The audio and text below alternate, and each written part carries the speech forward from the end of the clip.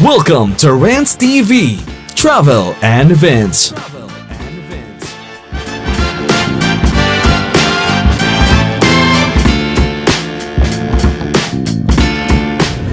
Samahan niyo ako guys, silipin natin yung Fort Santiago, the Pasig River Esplanade Extension.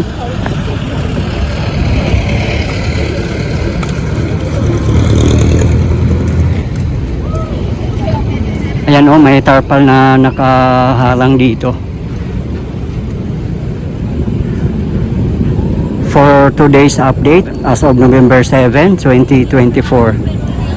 Ayan, nandito na tayo mismo sa Fort Santiago na extension. Ayan o, may barge na nga dito na napakalaki. Talagang sinimulan na nila. Ayan o, at may guard din doon, nakapwesto doon.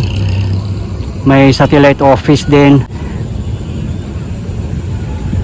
Wow, madilim na lang din dito sa side ng Fort Santiago.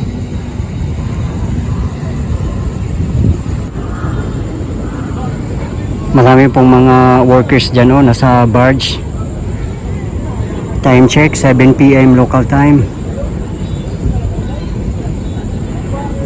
Ayan po ang Binondo, napakaganda, napakataas ng mga building. Yan po ang the iconic Binondo Intramuros Bridge.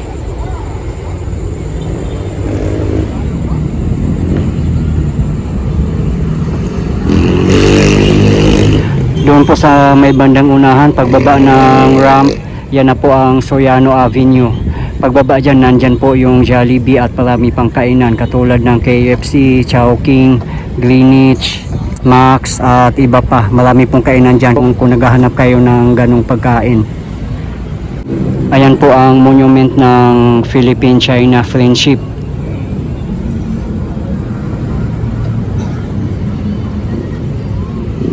Pupunta po tayo doon sa may Plaza Mexico at check natin bakit nakasarado.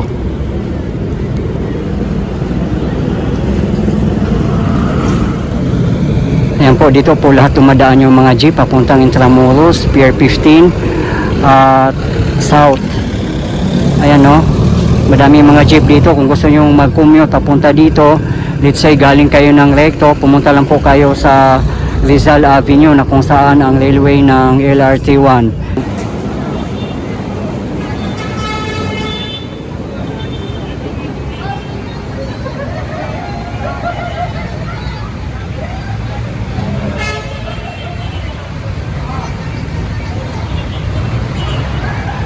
Sumakay lang po kayo ng jeep na may signboard, Pier 15, Intramuros at South. At kung galing naman po kayo ng Avenida, pumunta lang po kayo sa may Ronquillo Street kasi doon po kakanan ang mga jeep papuntang South, Intramuros at Pier 15. Same pa rin po ang signboard ang sasakyan nyo.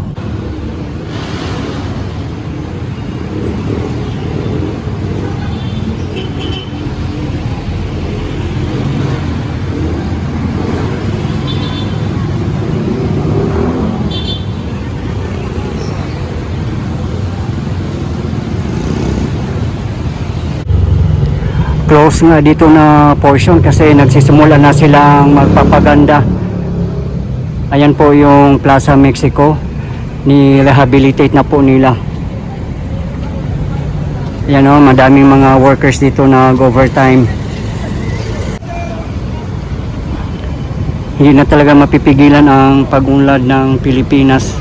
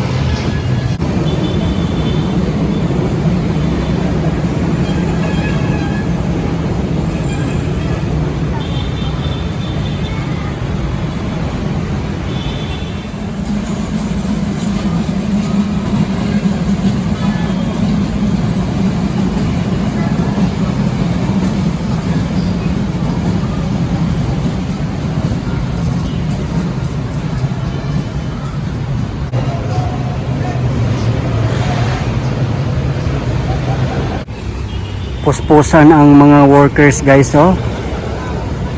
Talaga magdamag siguro yan sila magtatrabaho dito sa Plaza Mexico.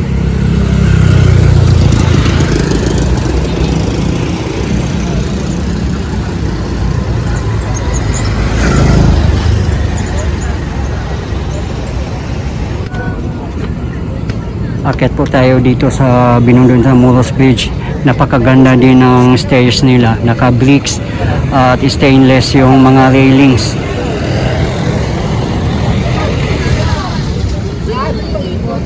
Ang sarap mamasyal dito ngayon kasi malamig yung simoy ng hangin.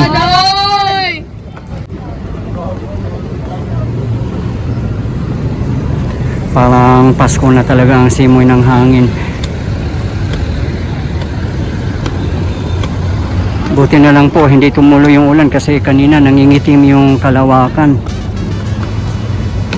So far malinis naman dito.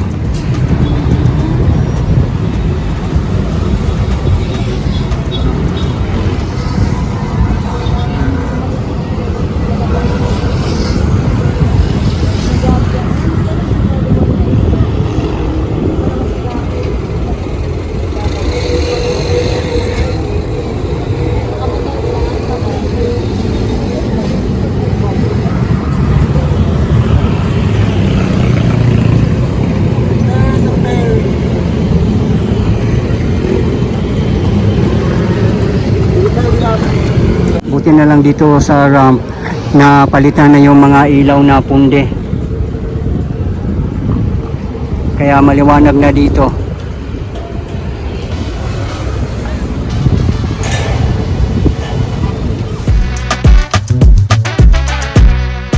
May mangilan-ngilan na lang na punde pa yung ilaw, hindi pa napapalitan. Pero konti na lang. Katulad niyan. Ayan o.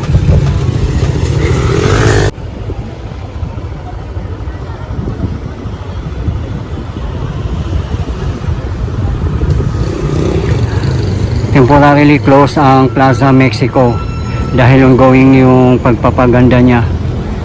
Pati dito sa ilalim ng Binondon sa Moros Bridge kasi sinimula na yung Fort Santiago extension. Kahit dito hindi na tayo makakadaan papuntang Pasig River Esplanade, so ang daan natin ito doon sa may Grand Entrance. Ayan po, oh.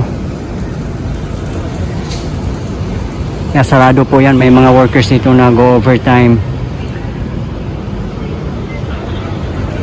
Dito po tayo dadaan sa gilid. Malapit lang po sa unahan. Dyan na po yung Grand Entrance. Dito sa kalye na to, dito dumadaan yung mga jeep. Ayan o. One way lang po dito.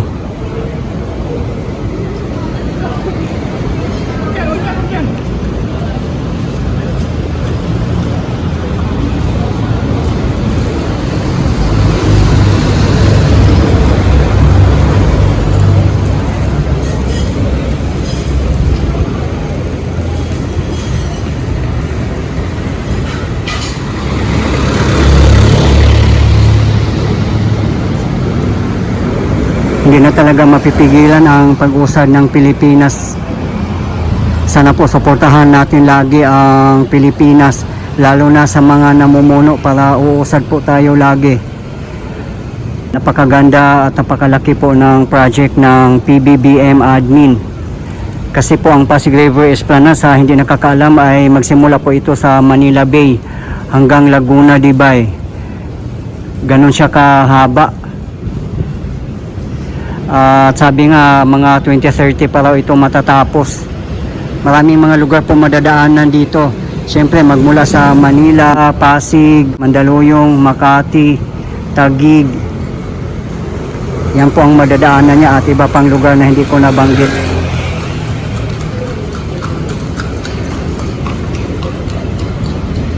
Talagang world class yung pasyalan natin dito.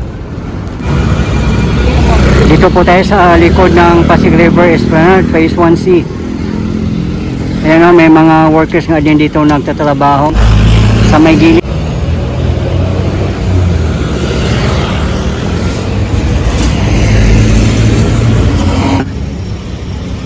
Abangan na lang po natin kung anong gagawin dito.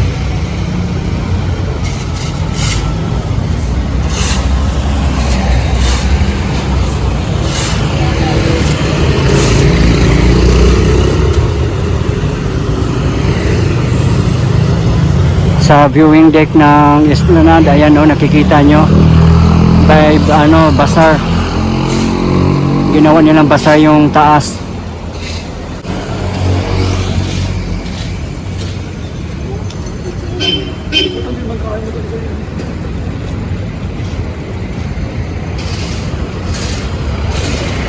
Buti na lang napalitan na yung mga ilaw dito sa ramp. Ayan o, kaya maliwanag na dito.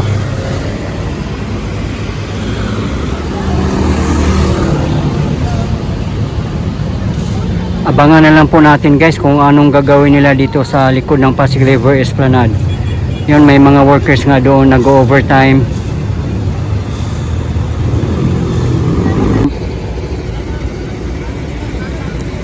Salamat po guys sa patuloy niyong panunod sa aking mga video at suporta. I really appreciate po. Mabuhay ang Pilipinas. Okay guys, thank you so much for watching and keep safe everyone.